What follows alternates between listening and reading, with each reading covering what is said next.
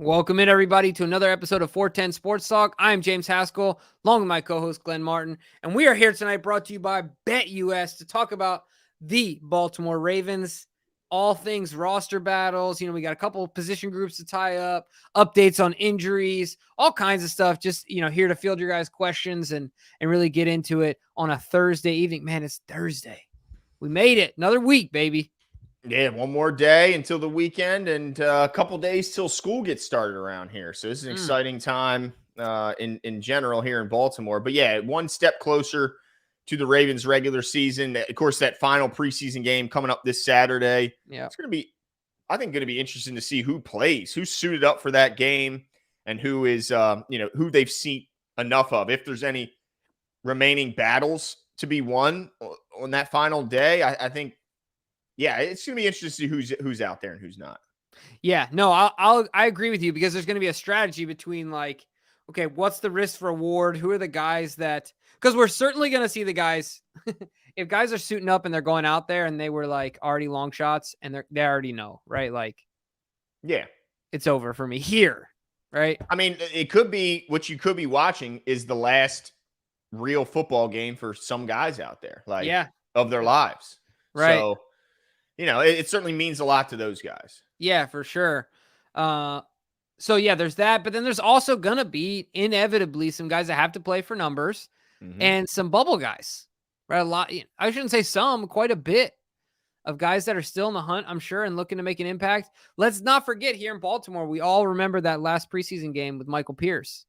Yeah, I think he had a sack. Did he have a safety that game? I think he blew that. I know he got to the quarterback, but I can't recall if it was a safety. I mean, he dominated that game and flashed a number of times from that position, which is rare already. So look, there's always a chance that a guy can go out there and do something to that level. So it'll be interesting to see how that transpires. But Glenn, I forgot the pleasantries. How you doing on a Thursday evening? Doing good? Yeah, how was Blue Beetle? Is that what it's called? Yeah, actually, we went to Benji's, the outdoor movie Route theater. 40, baby. That's right. It was cool, man. It was definitely a unique experience for my son, who's never been to an outdoor movie theater. But one thing you got to remember: the windows down, obviously, because you can't leave the car running. Mosquitoes will have no problem entering your vehicle and assaulting you during a movie. No problem at all. They'll fly right in. Just chat. I didn't think. What would you rather do next time? Would you rather sweat in a Snuggie or a blanket and not get bit, or get bit again? Ooh, I might have to sweat it out, dude. I hate getting bit by mosquitoes, bro. Yeah. It's obnoxious. And then you start getting paranoid once you know there's some in there, and then every little thing you think there's a bug on you, so it just compounds. But no, it was a pretty cool experience going to the outdoor. You like the movie was good? You like the fade? Yeah, my man Kevin, shout out to the fade. Yeah, my son needed to get his before school haircut, and I had to go get lined up with him. So yeah, that's awesome. Straight razor fade, baby. Yeah, all those haters say I'm going bald. You see this? I just got a big ass forehead. Okay, I got a billboard for a forehead. All right, it's always been there, folks. It's right. It's not getting bigger. It's just, I mean, look at it. I got to get some powder on this thing, by the way, dude. This thing is shiny. Oh, that's awesome. But no, the movie was good, though. Would you recommend it? Yeah, it was pretty good. It was okay. It was more, I think, maybe for the younger crowd than me. But, yeah, it was entertaining. I don't think you'd like it. No? No. That's not your speed. No. Have you ever watched any of the Marvel movies? I think I've watched 2 or 3. I do like some of them. I watched the last one, the one with Thanos and. Okay. Yeah. I watched that one, but I'm trying to think if I do. You know which ones I like are Guardians of the Galaxy. Oh yeah, they're good. That last one was good too. That's hilarious to me. Yeah. And I like Parks and Rec, and he's just Andy, from Parks and Rec. It's the same guy, just a big goofy guy that's playing a role that's bigger than him and doesn't really get it. Yeah, exactly. Yeah. So for sure, I like those. But well, and then wait, does Black Panther count as Marvel? Oh, of course. Heck yeah. Well, then I love Black Panther. Yeah, man. And the soundtrack from Black Panther is good too. I run to the soundtrack a lot. There you go. I do. The second one. Anyway, you got to get creative, dude, when you're out there for hours. Yeah, absolutely.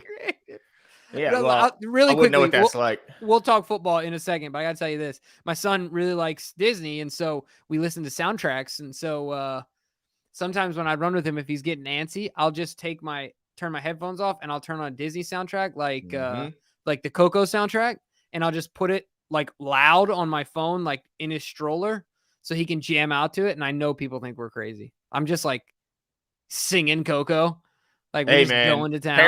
parents get it.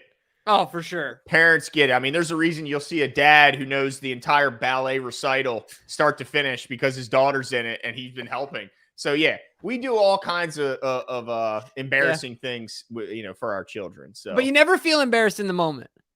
right? Oh no, because it's No. your child. You don't Yeah, give a it's dag. just comical. Yeah, there you go. You just laugh it off. Yeah, absolutely. Anyway, enough of that. Let's We'll get talk back to Ravens. some good news. That's right. Yeah, talk to me. We got a lot of good news, and it's making me feel a whole lot better about this cornerback room. Yeah. Because when Marlon was out, it was looking pretty grim. I mean, he's still out, but when Marlon first went out, I should say, Rocky Sin was still out. Jalen Armour-Davis is still out. We still didn't have Arthur Maulette. We had a lot of issues, and they're signing guys. They're claiming guys like Tay Hayes, and they're bringing guys like Ronald Darby in, who's fresh off an injury. And I'm thinking, oh my gosh, it's going to be a long first couple weeks until Marlon's back. But as of the 23rd, which was what, yesterday? Yeah, yesterday, we saw the return of a bunch of guys to that cornerback room, and man, it put a big smile on my face. First and foremost, Rocky Sin back at practice. The only guy, on the outside that has significant play experience. Darby does, but of course, he's new to the room and coming off the injury.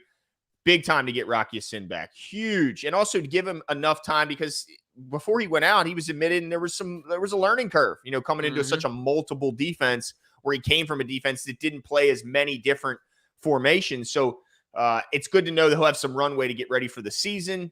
Armour-Davis is back, which I know you're still not sold on, how much we can actually count on him, but it's at least nice to see a guy that has all the talent, just needs to put it together and stay healthy. He's back on the field. Another outside corner, which the Ravens seem like they're desperate for. And then Arthur Maulette, another guy who's got some big-time play experience, more of a nickel, but also super physical, high energy at practice, a guy you want at practice. He's back. So you get 3 big-time corners to go along with already having Darby out there, Caillou's out there, your boy Brandon Stevens playing well, still out there. And then, Kevon Seymour, who's really taken most advantage of this extended play time and turned himself into a heck of a player. He's out there. And then, of course, you still have guys like Corey Mayfield, who struggled, Tay Hayes, who had the big interception, and then Jeremy Lucien, also an undrafted free agent. So all of a sudden, it's not looking quite as bare bones as it was a couple days ago. There are at least, exactly, that's a great way to put it, because there are at least bodies, right? There are guys out there that are, at this point, somewhere between serviceable and average, right? That we've seen be that on a professional football field. So that's all right. Like, we can deal with that till Marlon comes back, and hopefully those guys stay healthy. And that's, I don't mean to downgrade any of those guys. I'm just saying that that's what we've seen last. They could play better than that. That's certainly possible. But we just aren't 100% sure yet. So, I like Dawson said it. I mean, I like Ardarius as well, as far as, I don't know if he's going to start the nickel. I don't know what they're going to do with him, but it's nice to see that he's made a noticeable jump, so he can be another guy that contributes to that room. And hopefully, they can tread water is really what they got to do. They got to tread, and improve. Like, all these guys are dogs, right? Like, they all want to be out there and be the number one guy, right? Like, I personally wouldn't, I would be like, okay, so I suck and I'm just chopped liver until Marlon comes back. No, big middle finger to you. That's right. I'm going to show you what I can do, right? Like, and I'm sure all these guys, no knock on Marlon, but they're competitors.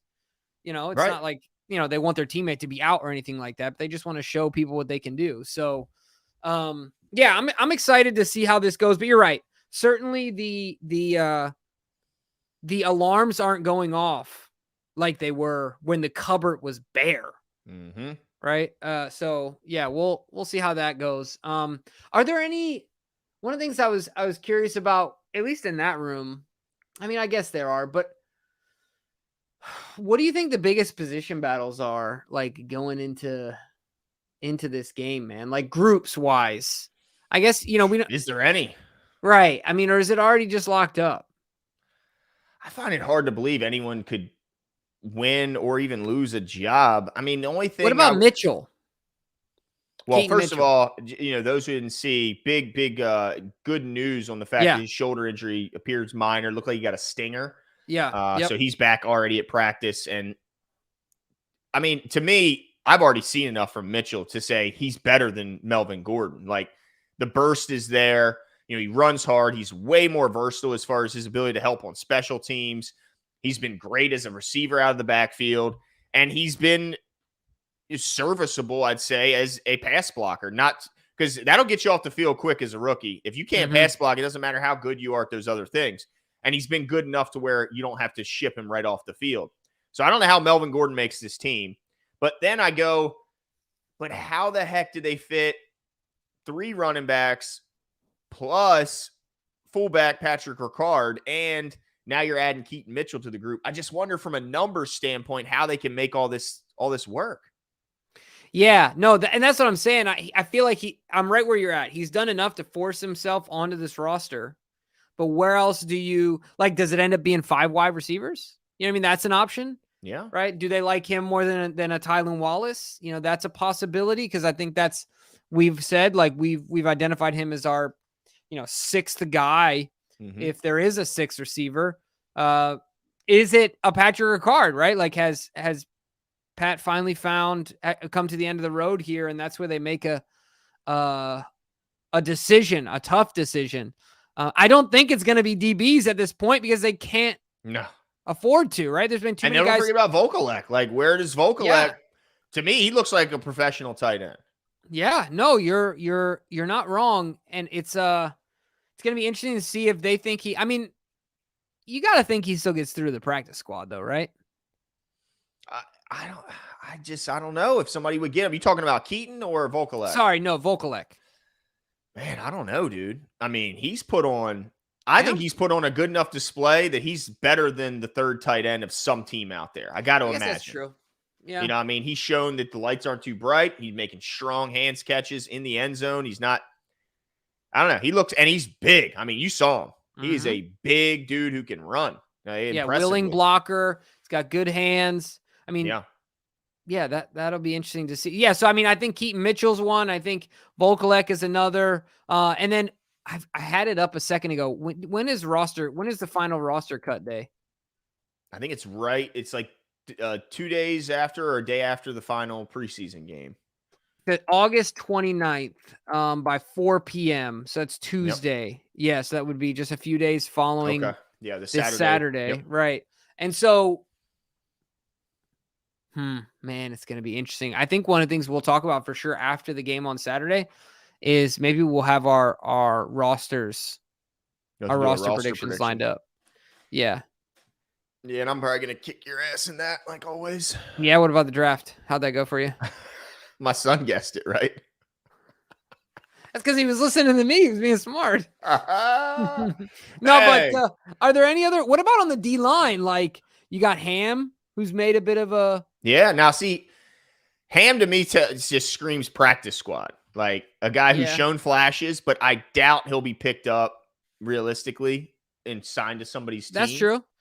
So I think he's a guy you can squeeze through, but I'd be excited to put him through because I think he's got potential. He just needs to get stronger. He needs to continue to, to work on his technique. But I've seen flashes that get me excited about Malik Ham for sure. Yeah.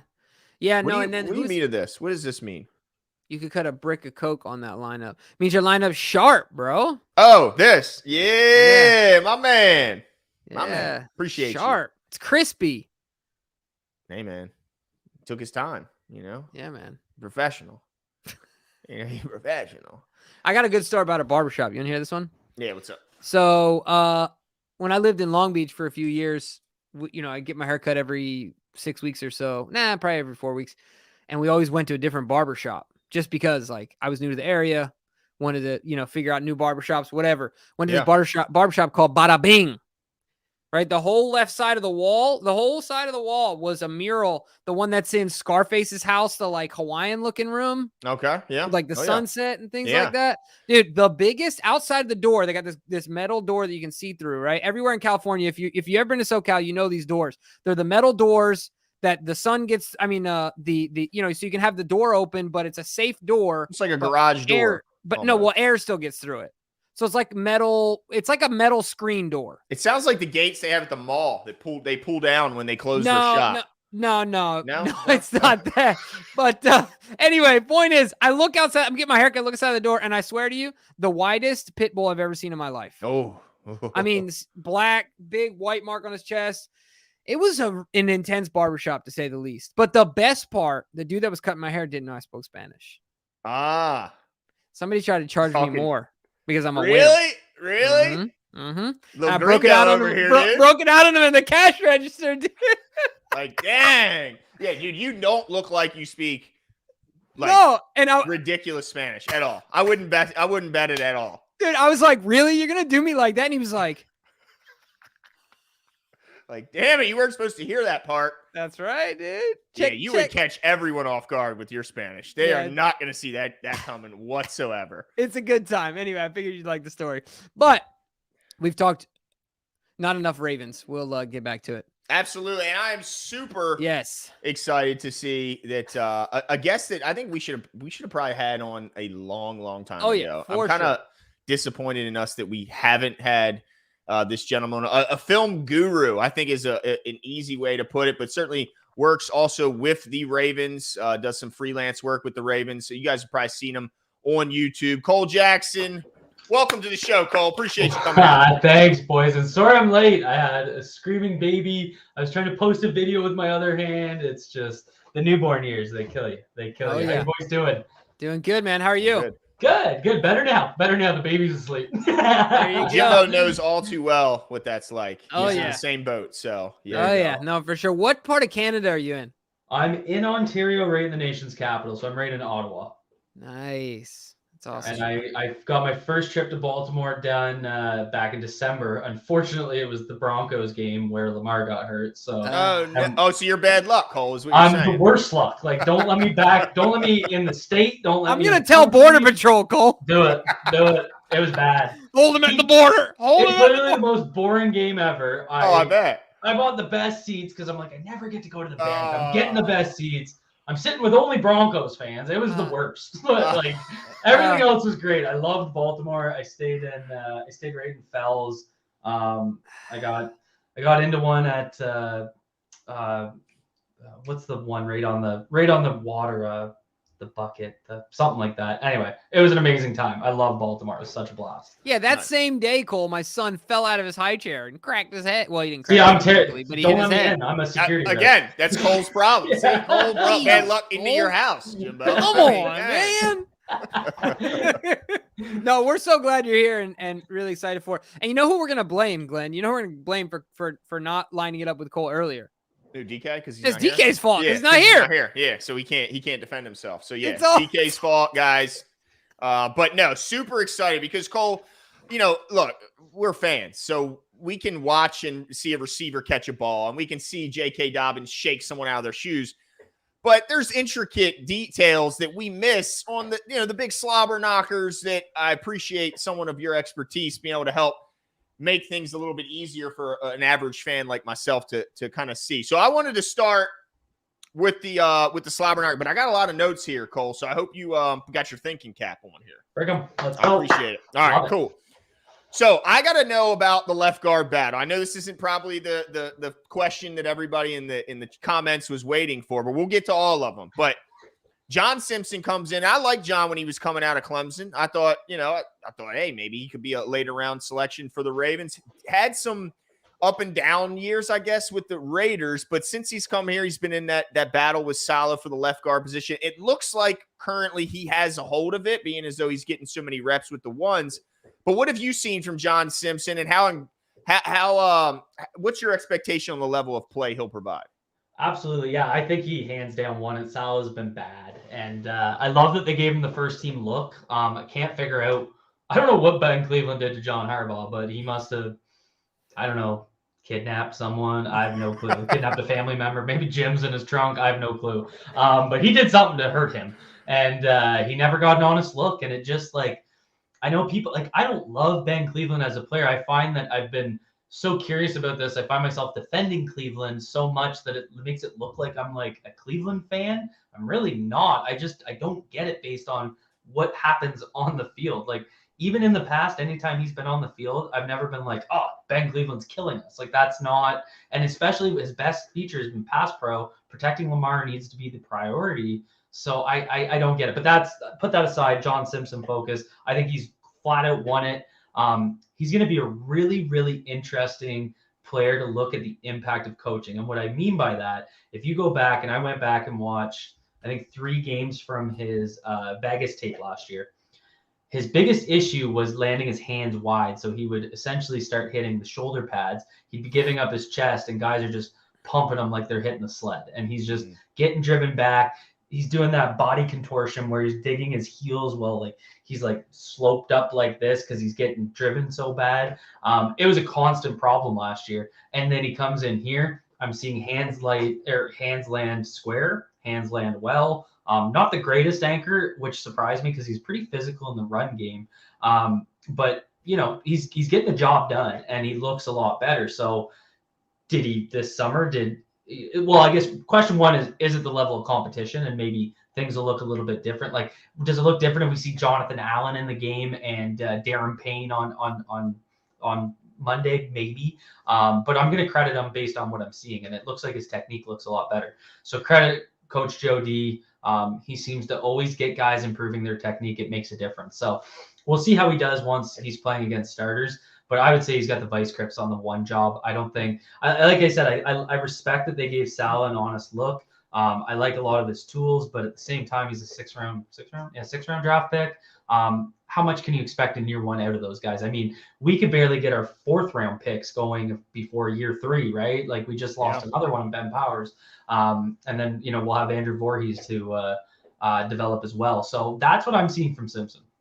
Well, so, Jimbo, let me ask a quick follow-up because I want to stay in the same group. I swear, Glenn, if you ask my question. All right, I'm going to steal it. Patrick McCary. Gosh, dang it! If he is, how is he not being considered as one of the best 5? Why didn't he get a fair look at left guard, especially like you mentioned, and we're going to get into this guy later, but I've been watching your stuff, and Faalele looks like he could do the job as the swing tackle. And you mentioned Ben Cleveland, who, by the way, he got bashed because of that Jalen Carter clip that was floating around Twitter, but he's not as bad as everyone thinks, and he could be the first guard in. Yeah. So why is McCary not getting a true look at left guard if he's one of the best 5? So this is where it gets interesting. He's probably one of the best 5 if he's playing tackle, but once he moves to guard, he just doesn't look like the same player. He doesn't have the functional strength that he needs in the run game. So add some context to that. A lot of that is watching him play guard in Greg Roman's scheme, which was a power-based gap scheme.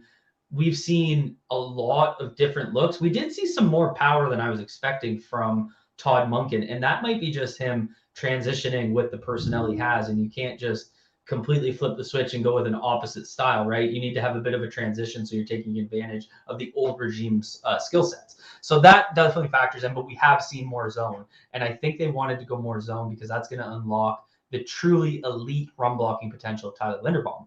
And we saw it in the Bucs game when he was getting out there. They were actually running zone under Roman, and he made Devin White his son. That's a nice way to put it. Yeah. And so in that context, I could see maybe giving McCary a look there. I think the other thing with McCary, his durability isn't there. The team has a lot of concerns with his long-term longevity. I think that's why he's never gotten an extended look as a true starter, and he's always kind of a guy off the bench. I don't think they think he'll hold up for 17 games. So I think it's a mixture of functional strength in the run game as an interior player, because his best feature when he plays tackle, it's his pass protection. And I know people talk about his arm length and all that crap that I couldn't care less about. I care about what does he do on the field? Is he effective? How does he use his tools? And in pass pro, he was great. The only time he's ever been a liability to this team was when he hurt his ankle and he was playing against TJ Watt, who only lines up over the right tackle. So he's hobbled playing TJ Watt, who only attacks the right tackle. Those are odds that are going to stack against anyone. Right. Yeah. So that's really what I see with McCary. I understand the thought process, though. I will say what I'm surprised about is he didn't even get snaps there, but I did recently hear he is taking backup center snaps right now. Sure. So what that tells me is, and I originally said publicly a few times, I don't think Mustafa's going anywhere. But if they're looking at him as potentially a backup center who can also back up literally all 5 spots in a crunch, and Falele is looking like he can play some left tackle, right tackle, maybe they do get rid of Mustafa, keep Ben Cleveland, and then there's your depth with Salah as the 9th guy and your inactive guy on game day. Man, so the other question I got to ask is, so I was really big on Linderbaum coming out of the draft. I've always, I think Glenn and I both were, but I've always been excited about him as a prospect. Obviously, he played well this year. What are the things that you see as areas of improvement for him to, solidify himself? I think he has potential to be the best center in the AFC. I think he's got all the talent in the world, and the work ethic and things. But are there things that you see in his game that maybe the lay person wouldn't see that he needs to improve upon to take that next step as a second-year guy? Yeah, I think his run blocking was exactly what you'd want. Especially again, like I said, his zone blocking as a rookie was like he's showing that elite upside as a run blocker. And I remember Brandon Thorne, who is one of the best prospect breakdowns for O-line. He said, you're going to help Linderbaum pass pro to unlock what he can do in the run game. And essentially, and people don't like hearing that because he's a first-round pick. You have to help him and pass. Like, what? He's 290 pounds. Like, he's going to need a little bit of help. And what people don't realize, the guy that was, if they were facing a 4-man rush last year, the guy that had no one in front of him constantly was Ben Powers. And I know he graded highly on PFF, and people thought and it's not that Ben Powers played bad. And when he did have one-on-one situations, he did well. So credit to him. I'm not trying to take him down to pump up Linderbaum, but they asked Linderbaum to do a lot more one-on-one blocking than they did Powers. Why would they do that? It makes you wonder, right? And so in a lot of those one-on-one pass block situations where he's going against a Quinnen Williams, a Dexter Lawrence, a Cam Hayward, the big uglies, he faced the gauntlet of one-techs last year. Mm-hmm. And that's where he had issues. It was anchoring. And I mean, I think he gave up 26 pressures, and like 3 of them came against Quinnen Williams in week 1 of his rookie year. It's tough odds again. Like, you're asking him to anchor against the best nose tackle in football, and you're upset that it didn't go perfectly. Like, but I think he also showed, like, what people don't realize, and I'd say this is where I try and do my best work to educate people, is people expect perfection in offensive line play. People think if you aren't making every block that it's a loss. And so what people don't give enough credit to is how offensive lines can recover. And that's what I saw a lot from him. It's that wrestling background of his where, say he gets beat cross-face going to his right, and then he works him back to his left and creates a step-up lane.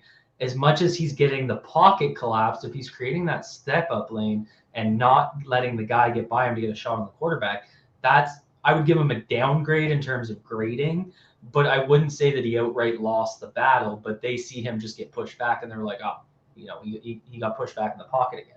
Those recoveries matter, and the way quarterbacks work off of that. Lamar's really good with pocket awareness working off of that, and I thought he worked off Linderbaum really well last year. Tyler Huntley a little bit less so, but completely different type of quarterback. So that's what I would really say about Linderbaum. But what I do want to see out of him is being able to drop that anchor and not get pushed back. That's going to be helping him take that next step. Being in more zone concepts, I think he's going to start getting noticed around the league, in the media, the way he did in that Bucs game. Yeah. I can't wait to see, because he looks like he put on some muscle this year, which you expect going from 1 to 2. But let me ask you this: I want to stay with inside, but move to the other side of the ball.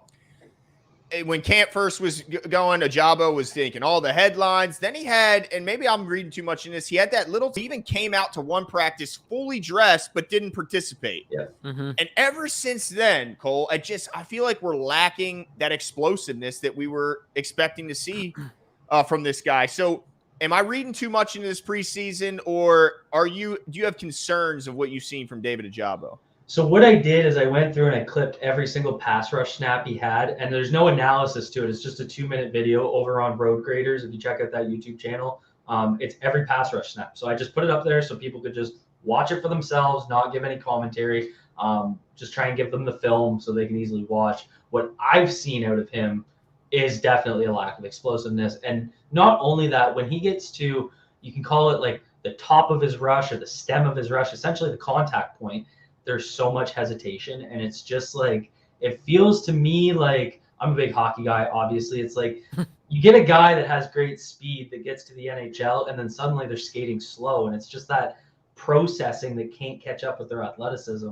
And I think mentally he's just really struggling to make the jump. And it's, you know what's weird about it though? He had like 20 snaps, pass rush snaps last year before, because he made it back by like week 17. He had the strip sack. Yep. Didn't show up there. Like he looked great and Yeah. explosive. But the injury, it does make you wonder, like, is there something, especially because like on those stunts, he's stunting inside. I don't know what got hurt or where, but like, is there something and he's only lining up on the left-hand side. Is it something when he's going to the right? Like, what is it? So he noticeably looked slower. One thing that stood out to me was when I think he's getting his hands, he's short arming himself when he gets into a contact point and he's trying to bull rush, but he's giving up all of his length rather than using like a one-hand long arm or a two-hand bull rush. And that's just like, tackles are just sitting back and just vice gripping his shoulders, and then he's screwed. So it looked like he's really low functional strength, but it's that speed to power conversion that I think where he can really take a jump. So yeah, hasn't looked. It's disappointing. Like I don't want to jump the gun and be like, I don't think he's going to be good. It's not that at all. I think his potential is stupid with the amount of athleticism and how creative he is. As a rusher, and he's working with, Coach Smith, and we've seen some of the advancements he's given other guys. So you got to give him time. It's coming off an Achilles injury. Even a veteran coming off an Achilles injury needs time.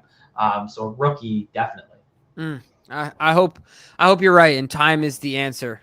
The unfortunate thing is I feel like it's exactly what we don't have. If he didn't have such a good Bengals game last year, it's like he'd probably be getting more time. But it's like, but you just did that last year. So how could you do that? And now you look like this. Like the one thing Glenn knows this. The one thing that I always get bummed about with guys is like, you remember Mark Andrews year 1, and then the way he looked coming back in year 2. Yep. It was noticeably different. Yeah. I mean, Mark was in such better shape because you have this long season, basically 2 seasons into one, when you go from the end of your college career, then you go through all the NFL stuff, and then you play the NFL season. But then when you get that final opportunity to work on your body, and to me, Ojabo just looks the same like he did last year. He just looks the same. And like, that kills me. Not that that's everything, right? Like we've seen guys that, like Marcus Peters is never going to be. Right. You used to say Broderick Washington has looked the same since body high school. 10th grade, right? And that dude has turned himself into a hell of a player. Yeah, absolutely. Yeah. But certainly that's the one thing that gets me a little concerned with Ojabo, because how much of that translates into like other parts of his commitment? You know what I mean? It's just, but the other question I had for you is around, we were just talking about the tight end room. Mm-hmm.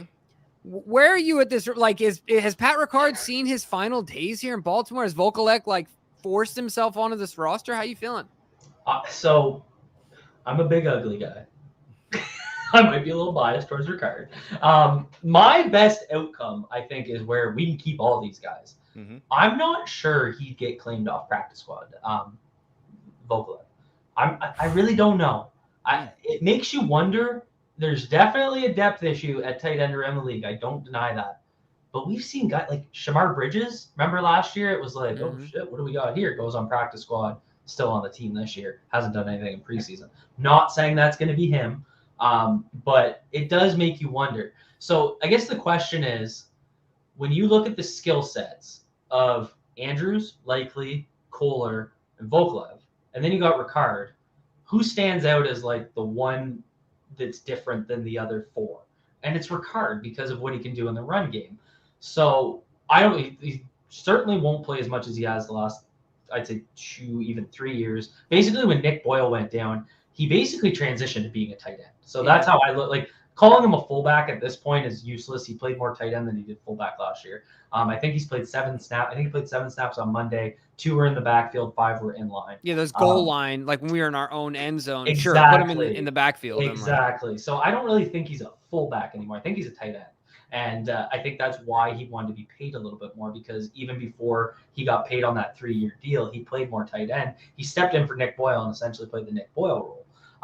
So I think that's how I look at it. Monken loves 12 personnel. As much as everyone talks about his spread offense and, the 3 wide receivers we have, which I mean, I want to have those 3 on the field as much as possible. I still think we see basically, I think the base offense, is going to be 12 personnel. So can Ricard give you those snaps, give you that advantage in the run game, give you extra pass protection when you need to keep 6 in, which they will. They did that a lot with Moses last year.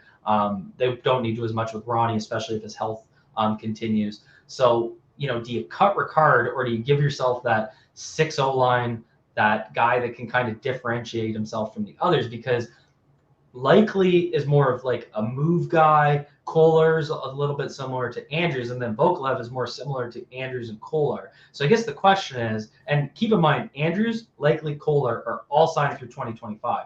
So when's Vokalev even going to get a look? Is he going to get a look at any point? And so the injury, and that's where it's like, do you risk him on practice squad? It's a very fair question. I don't know if he'd stick. It would be tough given how, like, he looked good, right? Like, it's not just a flash in the pan. He looks like he's been consistent across every quarter he's played.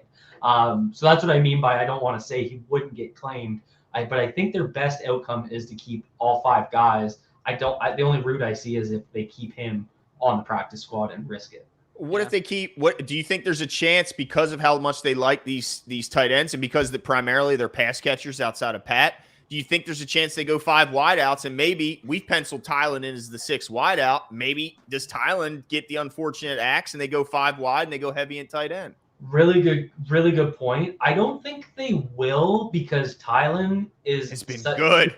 He's been good and he's a good gunner. So he's playing not just a special team role, but a really critical role. And I should add that also is what helps Ricard is he plays basically. If you guys ever look at the player breakdowns when the 53 is set, you usually see like 26, 27 offensive players to 24, 23 on offense, and not or defense to offense. Sorry.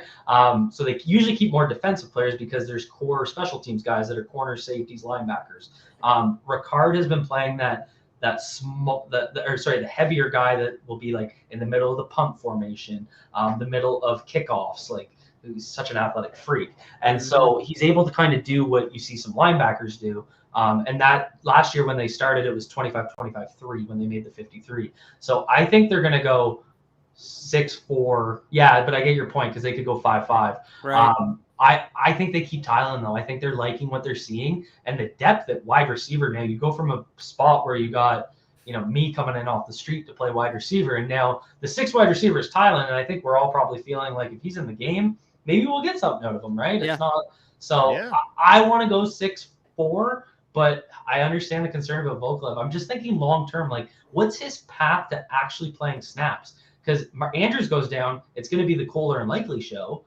And then you need all those guys to basically go down. And I mean, you can't plan for like 3 injuries. Sure. So that's the key, right? But also you want to make sure that you're developing young guys. Kind of makes you wonder why Vokalev picked here. Because I know a lot of guys pick spot where they see an easier path to the roster. I don't know what the heck his agent was seeing when he picked the Ravens. Because why do you think we always get good wide receiver UDFAs? Because we've never been able to have wide receivers. Like I'm going to that team. I'm going to Baltimore. I'm going to be that guy. Don C says that you look like Mark Andrews. I'm sure you've never heard that before. I love getting it every time. Every time I post a video, it's Mark Andrews. I love it. Yeah, I wouldn't be mad about it either. That's a good-looking dude. You know what I mean? Good looking guy. As soon as they hear the accent, though, it's over. Yeah. They hear the sorry. How does it go? Sorry? I always say sorry. See? Yeah, there you go. Yeah. I also say milk. Apparently, that's a Canadian thing. I say milk instead. How do you say oil? Oil. Okay. That one's normal. Well, like here in Maryland, like it's a lot of people say oil. Oh, like, really? Oh, yeah. Like that's. I didn't notice thick Maryland accents when I was down there. It didn't really stand out to me. Well, Baltimore certainly. They got. Don't come to Baltimore. Earn. What's that video? You remember that video that came out? Earn. And he was like, "Damn, we really talk like that." Like, yeah, don't come to Baltimore enunciating the T. That's how they'll know. Oh, this fool's not from here. I'm in Baltimore. Yeah. Oh, okay. Well, yeah, you're not from here. Just say Voldemort really fast. It's basically the same thing. Hey, go ahead, Jimbo. I'll let you. No, take this. The other thing I was going to ask, Cole, this is kind of you have the liberty to plead the fifth on this one. But when you Don't post give him certain that liberty, things, dude. yeah, you're in the hot seat. That's right. Right. When you post certain things, referencing certain media members here in Baltimore, do you ever get a response from people? You ever get phone calls? Oh yeah, like, that guy. yeah, Which you ever get a one are we call? talking You Like, about? know that goofball that's on 2 to 6 every day in the Baltimore radio station. I get texts because like I obviously don't listen to Baltimore radio Sure. Oh, because okay, I'm yeah. up here. Well, so I shouldn't say that. I'll sometimes I love Jeremy Conn. He's become Yeah. a good friend and he's great. So He's the man. I'll Right up the sometimes road, tune into man. the web browser and listen to Jeremy do his stuff because he's great. But I'll get texts all the time. Oh, they're referencing you. They're referencing you again. They're referencing you again. So between JLC and Jerry JLC. Coleman got fired, so thank God.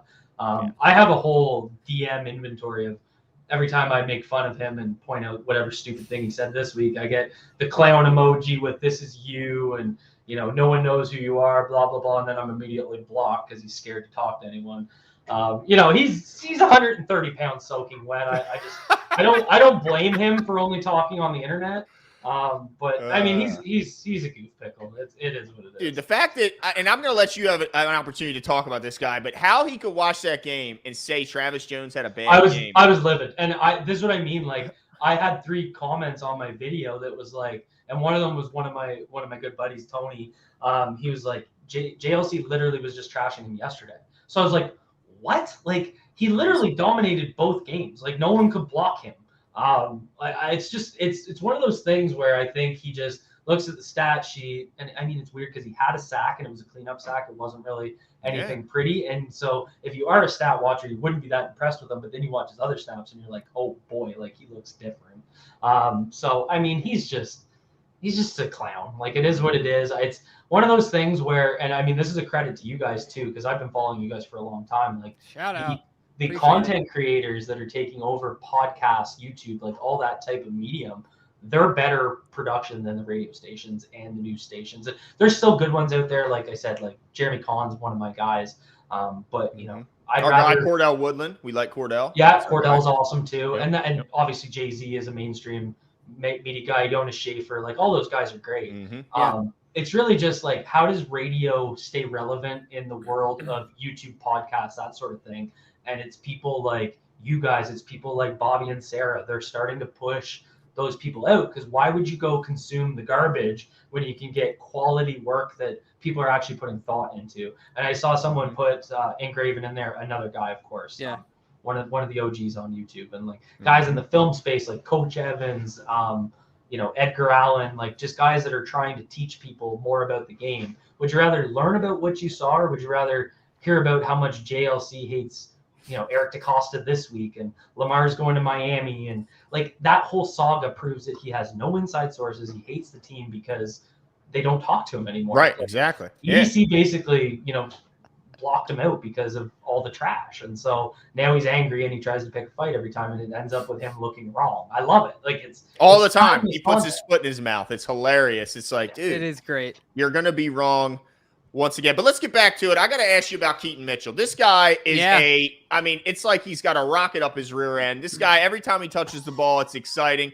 And what I talked about with Jimmy last week, and I think this is the biggest thing, is they're asking this guy to do everything. Yeah. And that tells me he's going to make this damn roster, because every time they ask him to do it, he does it well. We were at the joint practice. He was gunner.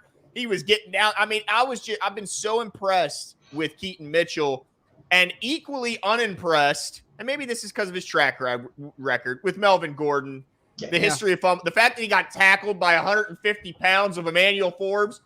It drove me crazy.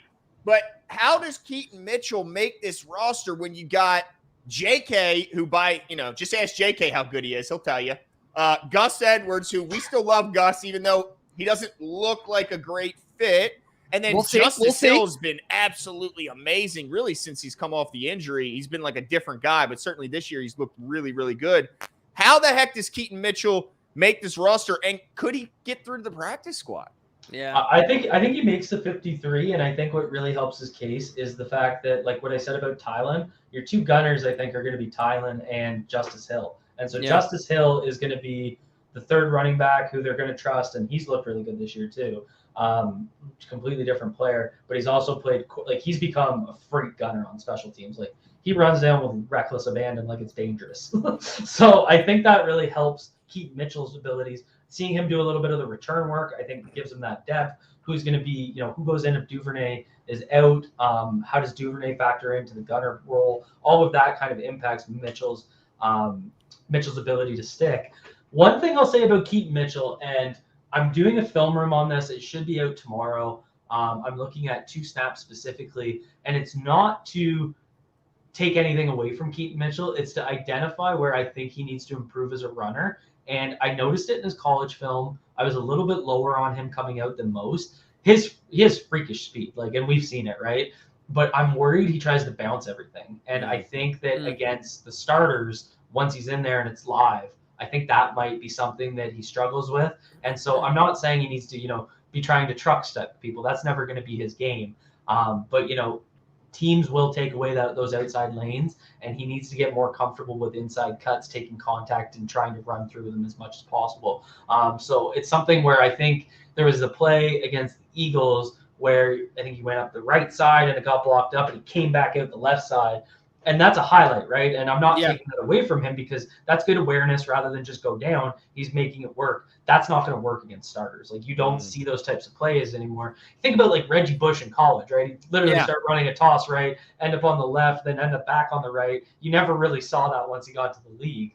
That's a bit of an extreme example, but you guys know what I'm saying. Yeah, for sure. So I'd like to see a little bit of development there, but at the same time, he's a rookie, right? He's not a complete player. And I think you got to make sure that you keep that type of freakish skill set because especially what he can do in the pass game. One thing that thrilled me when I was watching him, he has 2 pass block snaps, so sample size alert, but he was very willing, very physical as a pass blocker. And we've heard it how many times with a young running back sticking on it, getting consistent playing time, you have to be able to pass block. So, seeing good reads, seeing him stick his head in and get his head dirty, I think that was really positive. So I think they keep 4, and I think Mitchell's on this team. Oh, man. No, that's awesome. Yeah, I tell you what, the one thing I know about Keaton Mitchell is that if we were playing Red Rover and they called Keaton Mitchell's name, I would be so nervous. That dude can go Zay Flowers. Oh, my gosh. Dude, Keaton Mitchell's ability to just stop, be at a dead stop and then at a dead sprint in 3 steps. His acceleration is something insane. So, no, I'm excited to see what he can do. The other question I had for you is behind QB2. How you feeling about I think it's locked up. I think it's a done deal, even though he's been hurt. I think our quarterback, too, is I mean, look, he was a Pro Bowler last year, right? Stop that. Look, Josh Johnson played his way back into the conversation. Josh Johnson's not going to be our backup. Yeah. It is interesting because Huntley played that second half against the Eagles, and it made no sense to me. When I saw Johnson start, I thought maybe they were just going to sit Huntley and just play Brown and Johnson. But that's got to be somewhat telling, right, to not play Huntley. But how much better did he look in that limited time? I felt like Huntley or Johnson. Huntley looks like a completely different player. But that's a guy that's a backup quality guy playing against thirds. He should look like that, and he did. So I think that speaks to his backup abilities. Josh Johnson's an interesting one. He's a journeyman. He's obviously had rough outings when he's had to start, but any backup does, right? But he sticks around the NFL for so long, and I think coaches, from what I've heard, they really appreciate how anytime he lands in a new facility with a new playbook, he's into it right away. He works harder than everybody around him, and that's what keeps you in the league, right? There will be an E60 on Josh Johnson one day, for sure. Probably, yeah, the suitcase. That'll be the title. That's a good one. Yeah. So, I mean, credit Johnson. He's played well, right? He's stuck in there. That interception he threw wasn't really his fault. Salah got swam. Crochet. Yeah, and Prochet. And I see that should have been an easy touchdown. Salah misses the block, comes out late. Then it still hits Prochet in the hands. So, I think it's going to be Speaking of Huntley. Suitcase. Yeah. And pack it. Yeah. Yeah, so I think it's going to be Huntley, but I think Johnson pushed him more than I don't know if you guys heard around the league was taught the NFL Network show was talking about how it's a legitimate competition. And when I hear stuff like that, why make that up for no reason? It's the Ravens' backup job. It makes you wonder, what did they hear and what does it mean?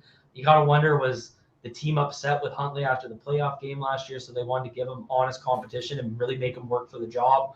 I don't know, he was diving out from 3 yards. I don't know what he was thinking. So that's really what it comes down to me. I think they wanted to give him honest competition, and I don't think at any point was it a lock for Huntley. But I think that first game when he got in there, I think he played his way into that QB2 spot.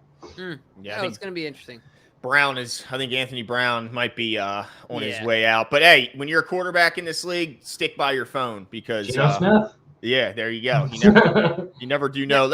And really quickly, Glenn, before you ask me a question, we got to pay the bills real quick. We got to shout out our sponsor, BetUS. They are, of course, the OGs in the betting game.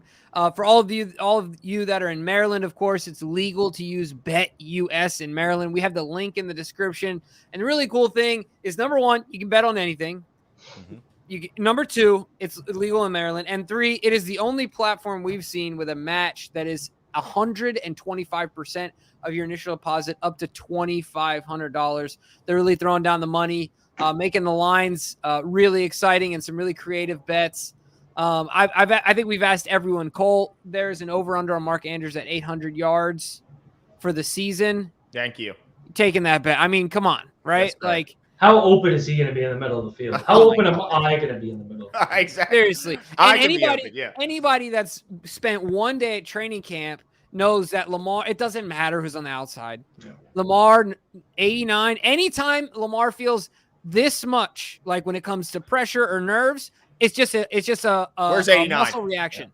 Yeah. Bam. It just hit. Right, we saw that drive in that combined practice. It's like Glenn, 4 straight completions to Mark Andrews. Yeah, it was just stupid, right? So yeah, there's a lot of good stuff. Make some easy money. Just like Glenn always says, go with what you know. It's an easy way to support the show. Use the link in the description, sign up, and let us know how you're doing this year with your but gamble responsibly too. But let us know how you're doing. Let us know how much money you're winning. Yeah, I'm sure we're gonna be dabbling, and we'll keep you guys absolutely up to date on what we got going up. Now I gotta bring up my Jimmy's favorite player on defense. Is that Gus Edwards? Oh, on defense. Oh, you talking about PQ? No. This is actually your favorite player. Darius Washington has been making play after play. I mean, this guy, we fell in love with him last year when he comes out. He's this undersized guy. We had on a guy from TCU who just raved about him. Yeah.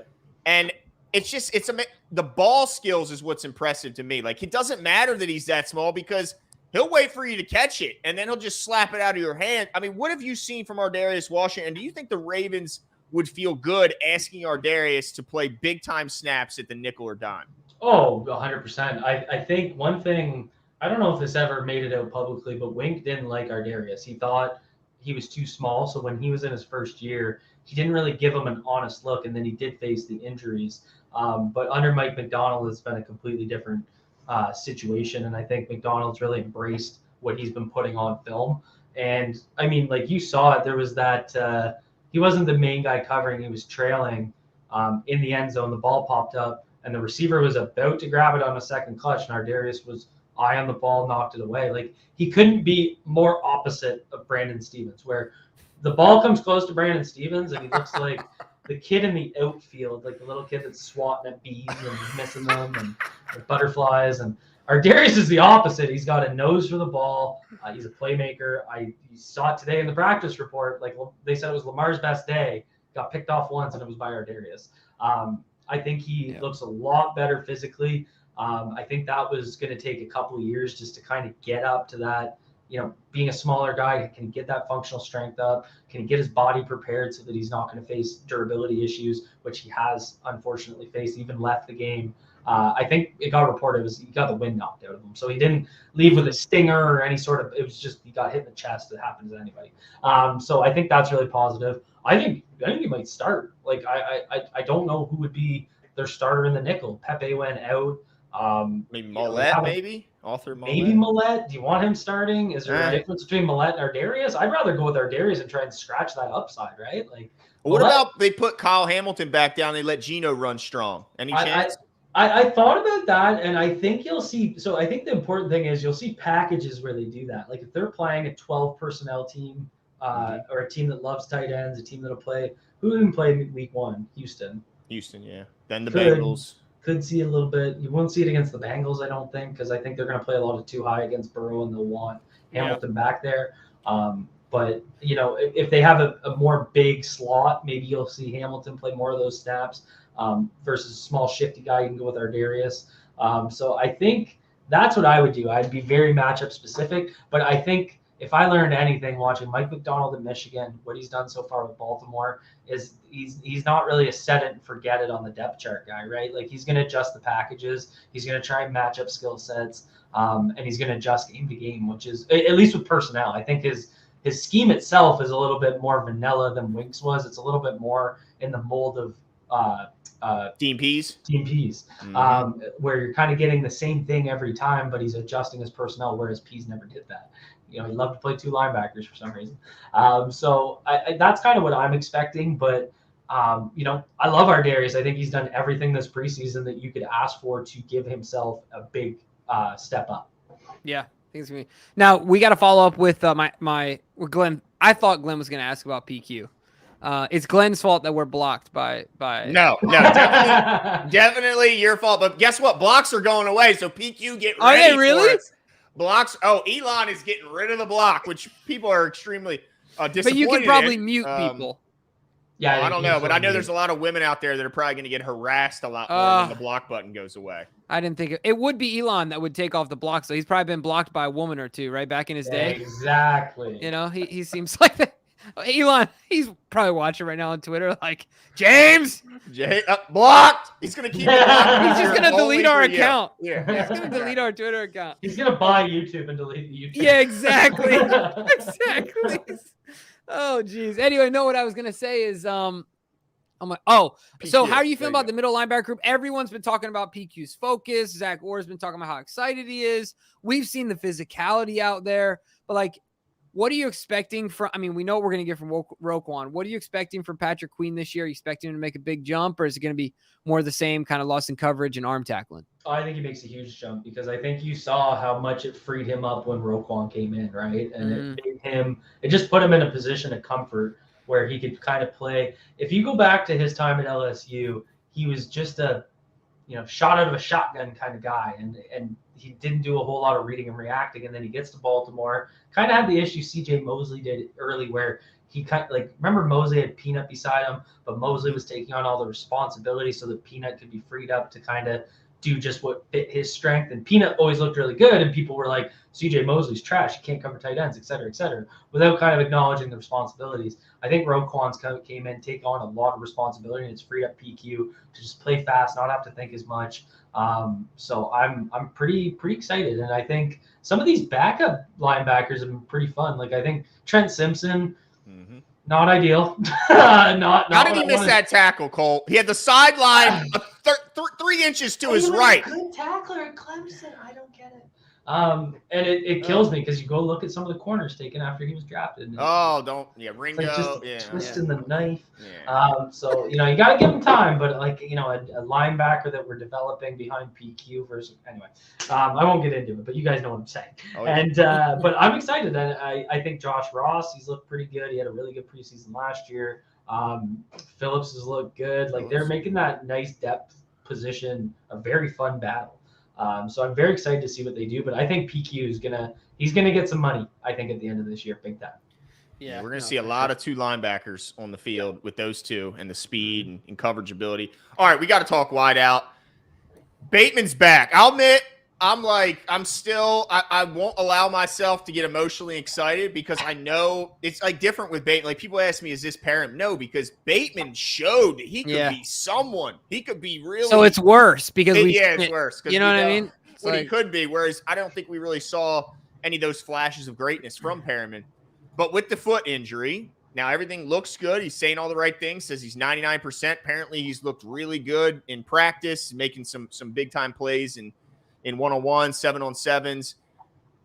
What would a healthy Rashad Bateman do for this group? And then how much confidence do you have that he'll be a contributor in this offense? Oh, big time. And I think the big thing was seeing him practice last week where he was doing releases off both sides. So he was leading with his left and his right foot, and it's the first time I've seen it this offseason. So, that gives me some confidence that he's not going to be limited in terms of anything he's asked to do because it's practice. If you still had discomfort in one of your feet, you wouldn't lead on that foot or try and plant on that specific foot. You'd switch feet so that when you stick to run your root at the top of the stem, you're pushing off the other foot as much as possible. Anyway, obviously, if you're running a slant, you're on the right side, you have to push off your right foot. But I thought that was very encouraging. In terms of what it's going to look like, I think the most interesting thing is how the hell do they manage the snaps? And so obviously one option is they play a lot of 11. I don't think they will. Like, it's just not really what Monken's done. Even though if you go back to his 2018 Bucks team, where I think Jameis threw the ball like 600 times, it was absurd. And a lot of wide receiver targets. But if you look at the personnel usage, he still played 2 tight ends quite a bit. So I think you're still going to have a lot of 2 wide receiver sets, just more targets probably going out to the receivers. But I think the advantage is you don't have to play Bateman 90 snaps a game. You don't have to play OBJ 90 snaps a game. You don't have to play Zay 90 snaps a game. And so I think that might hurt their bottom line stats. Like we probably won't get a Pro Bowler out of the receiver group, right? Just based on they're still going to run the ball. Andrews is still here. Andrews is still here. But I think you might get 2, 3, 750 plus guys. Mm-hmm. And really that's what it's going to be about. I think it's more about, the ends than the means, right? So it's more about what they are able to do. So what Bateman's able to do is very similar to Zay and OBJ. They can beat press. They can play against man. They can play against zone. They can play against any situation. So it's going to be really hard for defenses to do what they did in 2019, where they just played cover 3 all the time. Because you can't just play cover 3 against, say, OBJ and Bateman, because they will burn you. Miami tried to play a lot of that cover 3 look, and look what Bateman did to them, right? Mm-hmm. So when he's able to take a slant like that to the house, they would use that simulated pressure. Once Lamar started getting the ball out, they were just playing cover 3 the whole time. And then Lamar still burned them because of what Bateman can do. So I think that's going to really hurt the way teams play against the Ravens. And if that pass game gets going, then they're going to start running the ball, and they're going to have that ability to really match up and just kind of ride the ebbs and flows of the game. And again, I think that might hurt the overall production of the wide receivers, but I think that's okay because I think it's going to lead to better offensive outcomes where they're putting up points, they're getting in the end zone, in the red zone. They're not kicking 3 all the time like last year. So that's really what I see. And the other thing that we haven't even talked about, Nelson Aguilar has been like the best wide receiver consistently in training camp. That's because obviously we didn't have Bateman. OBJ kind of got back a little bit later. But Aguilar has been awesome. And so that's really what excites me the most is just, what can Aguilar do in a depth role? He's going to be coming off the bench. He's going to be fresh. He can get behind defenses, and then teams are screwed, right? Like, how do you match up with these guys? Yeah, no, you're right, because Aguilar in that role, it's perfect. I mean, if you think about our DBs, so if you took our 4th or whatever, however you want to match it up on the field, are you feeling good about Brandon Stevens or Ardarius Washington 8 reps a game in a one-on-one scenario against Aguilar? Like, they're going to lose a few of those, right? And they're probably going to be big ones for big gains. And so it's really going to be interesting to see. But the last question I got for you here, Cole, and then we'll let you go, is do you have any dark horse predictions as far as the roster goes? We kind of talked about Keaton Mitchell, talked a little bit about Volklek. Is there anyone else up your sleeve that you're like, hey, keep an eye on this guy or that guy as the roster cuts, come to a head, or you feel like this is pretty set? I think it's a weird year where and I felt this way before training camp, I just didn't see a whole lot of position battles for the 53. I saw a lot of position battles for starters like slot corner, inside corner before they added Rock. But, for the 53, I thought it was kind of a boring year. Like, I think a lot of people, if you go back to your June 53-man predictions, it probably hasn't changed a whole lot, especially because the team stayed relatively healthy. I think where you're going to see a surprise is at the cornerback spot. I think Houston Carson made a really good position or a really good push to be on that team. And I mean, I don't know if that's necessarily a dark horse. I would say if I had to name one dark horse, it'd be Jeremy Lucien, because he's played very consistently, very well. He's moved around quite a bit, and I thought he looked pretty good. So, but I would still I think Houston Carson will beat him out just because he is an ace special teamer, and we know Harbaugh loves those guys. So I don't know if that counts as a a dark I think horse. he does. Yeah, I think so. Two. I know we aren't talking about him. He got he had the nice interception on Brissett, right? Was that? Yeah. I mean, it was a bad throw and all, but hey, he had his head around, came off his guy, and made a play. I think one of those two make it, and I think I don't like. It's kind of weird because he's moved around so much, but a dark horse to get cut could actually be Brandon Stevens.